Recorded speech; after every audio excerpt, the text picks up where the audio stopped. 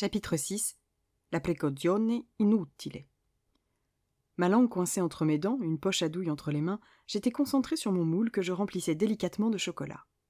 J'adorais ce modèle à petites étoiles, idéal pour donner à nos créations un aspect festif. Mais quel enfer à l'usage! Accaparé par nos commandes de Noël, j'avais pris du retard sur mon planning habituel, et la vitrine de la boutique commençait sérieusement à se dégarnir. Lucas et moi avions donc sauté le déjeuner, trop occupés entre ganache à la noix de coco, praliné crêpe dentelle ou pâte de pistache. Il était déjà 16h et je ne comptais pas m'éterniser. Je finissais mes étoiles en chocolat blond et je filais Fissa. Pas question de faire attendre Théo. La porte de l'atelier s'ouvrit d'un coup sur Eva. « Lisa, quelqu'un demande à te voir. » Lucas et moi levâmes en même temps le nez vers elle. « Quoi ?» fis-je, incrédule. Il était plutôt rare que quelqu'un me sollicite. Généralement, les clients voulaient échanger avec le créateur de génie ou la responsable des comptes, pas avec la petite employée qui fabriquait le chocolat. Mais Eva confirma d'un franc hochement de tête. Ses bonnes joues rondes étaient toutes roses et son regard pétillait. « Oui, et quel quelqu'un ? On dirait un mannequin !» gloussa-t-elle. « Où est-ce que tu as été pêcher un garçon pareil ?» Je ne comprenais plus rien. « Ah !» s'exclama Lucas. « Un grand type un peu bizarre avec les cheveux blonds, c'est ça ? C'est lui qui a livré les fleurs hier. » Je me crispais sur ma poche à douille en voyant gicler du chocolat partout sur mon moule dans un magnifique prouitch. Je savais de qui il s'agissait. Ma réaction n'échappa pas à ma patronne qui éclata de rire. « Un peu bizarre, fustigea-t-elle son mari. « Il est beau, admets-le. Faut toujours que tu fasses ton jaloux, là. »« Mouais, bougonna Lucas. J'aime pas ses manières. Il a l'air cucu. » Je me concentrais sur le chocolat qui débordait de mon moule. Merde. Je faisais quoi ? Passer par la fenêtre du local à poubelle me semblait soudain être une option raisonnable. « Oh, quelque chose me dit que Marguerite ne partage pas ton avis, » fit malicieusement remarquer Eva. « Je lui dis que tu arrives ou… » Je levai le nez vers ma patronne, muette, en proie à une vague de panique. La dernière fois que nous nous étions vus, j'étais toute nue. Comment tenir debout en face de lui ? Pire, comment oser le regarder dans les yeux ? « Si tu veux pas le voir, je peux aller lui coller mon pied au cul, hein » proposa Lucas. L'idée de pouvoir dégager un homme que sa femme qualifiait ouvertement de beau semblait lui plaire. Mais moi, elle m'horrifia. « Non !» m'écriai-je. Il y eut 5 secondes de silence durant lesquelles Lucas m'observait avec un air dubitatif tandis qu'Eva affichait son plus beau sourire taquin. Je ne me comprenais pas. Je ne souhaitais pas le revoir, mais en même temps, imaginer Lucas le malmener m'était insupportable. Je baissai le nez vers mon moule couvert de chocolat blond. « Je vais aller lui parler, » annonçai-je en abandonnant ma poche à douille sur la table en inox. Je n'avais pas d'autre choix. Je devais assumer. J'ignorais pourquoi il était ici aujourd'hui, mais autant profiter de l'occasion pour mettre les choses au clair. Je me défis de mon tablier, puis du filet qui retenait mes longs cheveux nattés avec soin. Lucas et Eva ne me quittaient pas des yeux, adolescents couineurs prêts à asticoter la petite sœur. « C'est marrant, il a le droit d'utiliser Marguerite, lui !» me charria Eva lorsque je passais devant elle.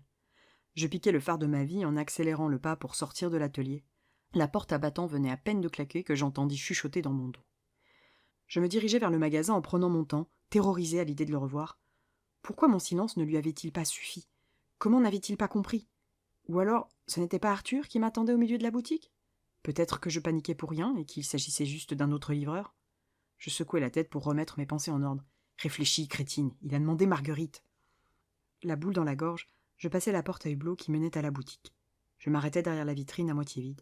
Il était là, debout au milieu du magasin, admirant une énorme cabosse de cacao posée sur une étagère. Je clignai des yeux 2 fois, subjugué par son profil. De son menton à son nez, en passant par l'ourlet de ses lèvres, tout était si bien tracé. J'avais du mal à réaliser que 3 jours plus tôt, lui et moi, nous… Je fus prise d'une intense bouffée de chaleur généralisée avec explosion des températures à certains endroits stratégiques.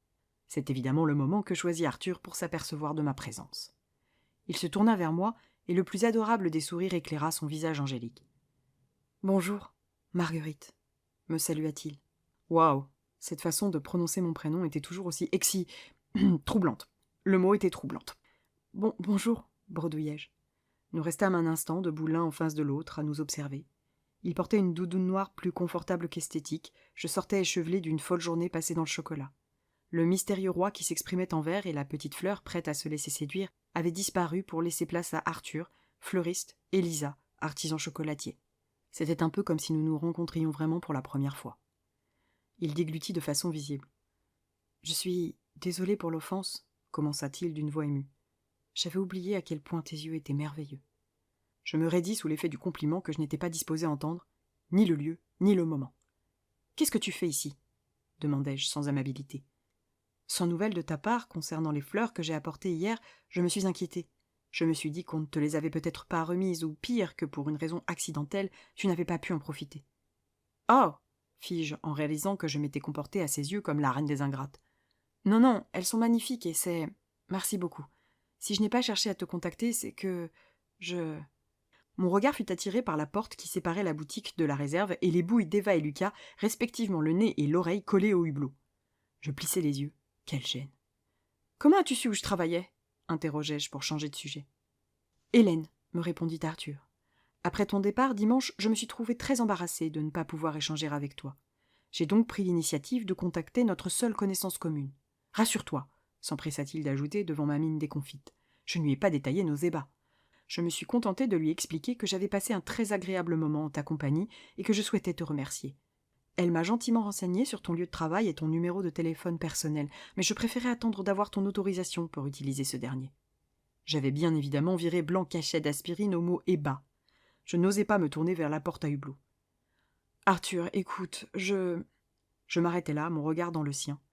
L'éclat naïf dans ses yeux qui m'avait tant ébloui le soir de notre fameuse nuit ne me faisait plus le même effet. À présent, il me peinait. Je m'étais trompée sur le compte d'Arthur qui m'apparaissait soudain fragile et faible. Il ne s'agissait pas d'un grand séducteur, mais d'un gentil garçon un peu simple dans ses raisonnements, une personne qui pensait que coucher voulait dire aimer. Et je me retrouvais dans le rôle de la méchante qui allait devoir lui expliquer la triste réalité de la vie. Je pris une profonde inspiration. « Tu as le temps pour un café ?» Je fis un signe vers le bistrot qui se trouvait de l'autre côté de la rue. « Oh, j'ai une toute petite demi-heure devant moi, si cela te suffit. Ce sera parfaitement suffisant. Viens. » Arthur se dirigea vers la porte de la boutique. Je fis le tour de la vitrine, non sans avoir jeté un regard mauvais à mes deux fouinards de boss qui n'avaient pas décollé de leur hublot. Un décrottable gamin. Je sortis retrouver Arthur sur le trottoir. Je m'empressai de traverser la route pour me réfugier dans le troquet et échapper ainsi au froid qui transperçait mon pauvre petit pull en laine couleur lilas. J'aurais aimé aller récupérer un manteau, mais avec les deux énergumènes rôdant comme des requins dans l'arrière-boutique, impossible de l'envisager. J'entrai dans l'établissement suivi d'Arthur. Je commandai 2 cafés à Samuel qui se tenait derrière le zinc, puis guidai Arthur jusqu'à une table un peu isolée au fond de la salle afin que nous puissions aborder des sujets délicats sans craindre d'être écoutés. Je tirai la chaise pour m'asseoir tout en cherchant par quel bout commencer. Vu le personnage, je ne savais pas trop à quelle réaction m'attendre si je me montrais trop direct. Pas la peine d'avoir à essuyer une crise de larmes ou pire, une dispute de soap-opéra avec ce qu'il fallait de porte qui claque et de vaisselle brisée juste parce que je l'aurais blessé dans sa fierté. Il prit place sur la chaise en face de la mienne, heureux et insouciant. Je baissai le nez sur mes mains posées sur la table. D'ici quelques minutes, j'allais lui broyer le cœur. « Pourquoi es-tu parti si vite dimanche ?» demanda-t-il naturellement. Je me crispai. Je ne m'attendais pas à ce qu'il se montre si franc. « Eh bien, j'avais beaucoup de choses à faire. » « Ce n'est pas très poli de ne pas dire au revoir, Marguerite. » Je baissai les épaules dans un soupir. Je n'avais rien à dire pour ma défense. « Je suis désolée d'avoir filé si vite. J'ai eu un appel très important et j'ai eu peur de te réveiller.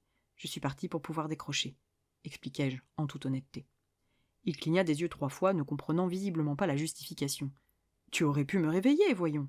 J'aurais aimé te dire au revoir dignement et surtout te remercier. » Me remercier ?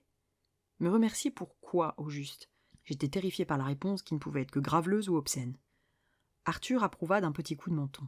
« Grâce à toi, une soirée sans intérêt s'est transformée en nuit inoubliable. » Je restais sans voix, le souffle coupé par la tournure de la conversation. Samuel nous apporta nos 2 expressos. Je le remerciai rapidement avant de me jeter sur ma tasse. Je devais vite trouver un moyen de faire comprendre les choses à Arthur sans le brusquer. Mais comment faire quand il venait de qualifier notre nuit d'inoubliable avec tant de conviction ? « Tu as l'air stressé, » me fit-il remarquer. Je lui adressai un regard blanc. « Tu trembles, » ajouta-t-il en désignant mes mains autour de la tasse. Je fermai les yeux une seconde et avalai ma gorgée de café. Je devais agir. Tant pis si je lui faisais mal, je devais mettre un terme à cette mascarade. Je reposai ma tasse sur sa soucoupe. « Arthur, écoute, » commençai-je, prudente.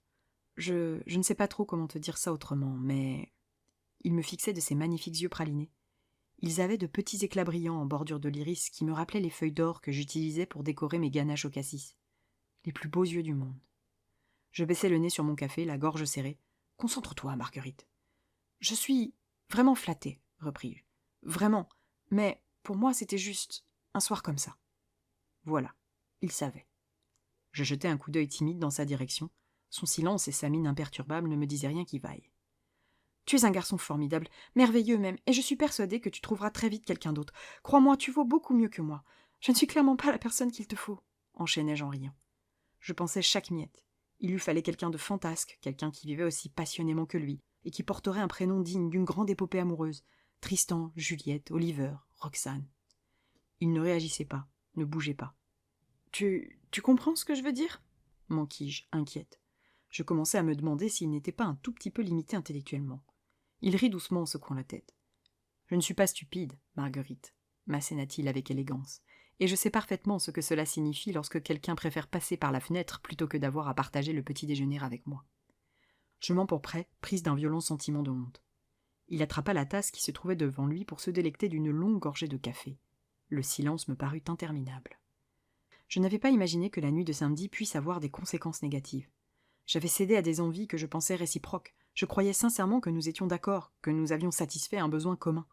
Songer qu'il avait peut-être des sentiments pour moi, qu'il avait cru au début d'une vraie relation, me crevait le cœur et me dégoûtait de moi-même. La parenthèse miraculeuse se transformait en dérapage cruel. Après presque une minute, il reposa sa tasse.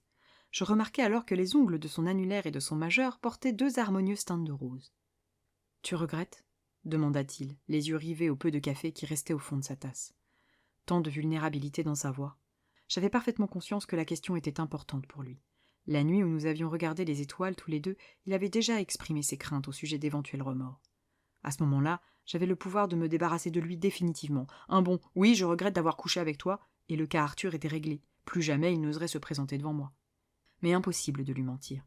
Je ne pouvais pas dire que je regrettais notre rencontre et ses prolongements. Il ne méritait pas de souffrir de mon inconséquence. « Non, je ne regrette rien », reconnus-je donc dans un murmure. Il leva vers moi un visage soulagé. Je ne pus m'empêcher de lui adresser un sourire rassurant. « C'était une très belle nuit », ajoutai-je. « Une nuit. Une seule et unique nuit. » Arthur hocha la tête. « Magnifique, en effet, mais... » Il s'arrêta pour jeter un œil autour de nous, puis se pencha au-dessus de la table, sans doute pour éviter qu'on ne l'entende. « Tu n'avais vraiment jamais fait ça auparavant ?» s'étonna-t-il tout bas. Je fermai les yeux dans un ricanement de dépit. Il me prenait pour une femme confiante et libre de son corps, capable de profiter de tous les plaisirs de la vie. On pouvait difficilement faire image plus erronée. « C'était la première et la dernière fois, » promis-je dans un souffle. Ma réponse sembla le satisfaire, et il se rassit correctement pour reprendre son café. Mes yeux ne quittaient plus sa main, ses ongles rose pâle et lilas. « J'aime beaucoup ta façon de colorer tes ongles. » C'était sorti tout seul, un compliment sincère. Arthur avait indéniablement un don pour choisir les couleurs et les mettre en scène. Il jeta un regard candide à ses doigts. « Oh, ça, c'est une habitude que j'ai prise avec mes sœurs. » La mention de sa famille me troubla. Nous nous connaissions si peu. « Tu as des sœurs ?» Il hocha la tête. « C'est grâce à elles que je sais être moi-même. La vie est plus belle avec quelques couleurs, non ?» s'amusa-t-il en agitant son annulaire et son majeur. Je ris, attendri par cette déclaration. « Tu as parfaitement raison. » Il vida d'une traite ce qu'il restait de son café avant de reposer la tasse sur la table. « Je suis sincèrement navré, mais je suis contraint de t'abandonner. »« Déjà ?» Je secouai la tête pour me débarrasser de cette pensée saugrenue. « Oui, bien sûr. » Je sortis mon portefeuille de la poche arrière de mon jean, prête à régler ma dette. Je lui devais bien un café pour m'être enfuie comme une voleuse. Il leva la main pour m'arrêter. « Oh non, range ça, par pitié. » Il quitta sa chaise qu'il replaça avec grâce sous la table. Sa Majesté pouvait-elle faire quelque chose sans sublimité ? « J'ignore comment elle s'y prend, » continua-t-il en fouillant la poche de sa doudoune noire, sans doute à la recherche de quelque argent. « Mais ma mère finit toujours par savoir quand j'ai fait quelque chose de mal. Et si elle apprend que j'ai laissé quelqu'un payer pour moi, elle va de suite descendre de son petit village de montagne pour venir me botter les fesses. » Il s'éloigna d'un pas léger vers le bar où j'avais commandé nos 2 cafés un peu plus tôt. Je restai sur place, les yeux écarquillés, stupéfaite par cette explication, digne d'un gosse de 10 ans. Une fois la note réglée, il revint à notre table que je n'avais pas encore quittée. « M'accorderais-tu une dernière faveur ?»« Oui, bien sûr. Je peux faire quelque chose pour toi ?»« J'aimerais t'offrir quelque chose. » Sans attendre, il se dirigea vers la porte du café pour sortir. Je rangeai ma chaise rapidement pour le suivre vers l'extérieur. Il retraversa la route, puis marcha jusqu'à une fourgonnette blanche garée le long du trottoir où se trouvait la boutique de Lucas. Il me lança un regard joueur. « Tu vois, je ne me promène pas en mobilette. » J'esquissai un sourire pour toute réponse. Le véhicule ne faisait pas de première fraîcheur. La carrosserie était pleine de coups, et la peinture, autrefois blanche, aujourd'hui jaune, était écaillée à plusieurs endroits, laissant apparaître des traces de rouille. Un des rétroviseurs avait même été rafistolé avec du scotch. Non, vraiment, je n'étais pas certaine que la mobilette ne lui ait pas été préférable. Il ouvrit la porte arrière du fourgon qui grinça légèrement et se mit à bricoler quelque chose à l'intérieur. J'attendais patiemment sur le trottoir en me frottant les bras, frigorifié. Au bout de quelques minutes, il rabattit la porte du véhicule pour me tendre une superbe fleur rose. Les pétales formaient une rosace parfaite, c'était hypnotisant. « C'est pour moi ?» balbutiai-je naïvement. Il rit. « Bien sûr. » Je l'attrapai avec précaution et l'approchai de mon nez. L'odeur était légère. « C'est un camélia, » me précisa-t-il. J'observai ce ravissant cadeau. On aurait cru qu'elle était faite de soie. « Tu aimes ?» Il y avait de l'espoir dans sa question. Je sentais qu'il était important que j'aime cette fleur. Je souris, les yeux rivés à mon camélia. « Oui, beaucoup. Merci, c'est vraiment une très belle attention. » Notre histoire ne pouvait pas finir sur plus beau cadeau d'adieu. Arthur hocha la tête, satisfait. « Parfait, je vais te laisser, j'ai beaucoup à faire. » Il referma la porte de son fourgon. « D'accord. À un de ces jours, alors ? Peut-être ?» J'ignorais comment le quitter alors que je n'avais pas prévu de le revoir. Adieu était trop triste, à bientôt hors sujet. À un de ces jours, c'était bien. Il se tourna vers moi. Son regard plongea dans le mien avec une telle force qu'il fit trembler tout mon corps. Je n'eus même pas le temps de me remettre de ce séisme qu'il m'asséna la réplique avec un sourire sublimissime. Le vent dans ses cheveux, cette allure de prince, ce charisme naturel. Je gémis intérieurement. Comment était-ce possible d'être aussi beau ? À jeudi prochain ? Il me fallut 2 secondes pour me dépêtrer des images de notre sulfureuse nuit en tête-à-tête qui avaient jailli dans mon esprit. J'étais où déjà ? Ah oui, j'avais des vêtements et j'étais devant la boutique. Si tu veux, murmurai-je sans savoir ce que je racontais. Son sourire se fit plus discret. Très bien. À jeudi alors. Il me fit un clin d'œil avant d'ouvrir la porte de la fourgonnette pour s'installer au volant. Je l'observais partir, étourdi par le clin d'œil. C'est quand il mit le contact que je réalisais que... Attends, jeudi ? Marmonnai-je pour moi-même. Mais comment ça, à jeudi ? Non, Arthur ! Le véhicule quitta la place de parking et s'éloigna dans la circulation parisienne. Je restai sur place, debout, seul sur le bord de la route, son camélia à la main. C'était moi ou j'avais complètement merdé ?